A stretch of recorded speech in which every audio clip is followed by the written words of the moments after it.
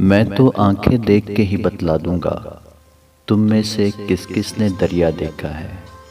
उभरते हुए नौजवान शायर तहज़ीब हाफ़ी के खूबसूरत कलाम में से चंद अशार पेश खिदमत हैं। जिंदगी भर फूल ही भिजवाओगे या किसी दिन खुद भी मिलने आओगे। पहरेदारों से बचूंगा कब तलक, दोस्त तुम एक दिन मुझे मरवाओगे। खुद को आईने में कम देखा करो, एक दिन सूरजमुखी बन जाओगे। और एक कता पेश खिदमत है। ये आईने में जो मुस्का रहा है, ये आईने में जो मुस्का रहा है, मेरे होंठों का दुख दोहरा रहा है।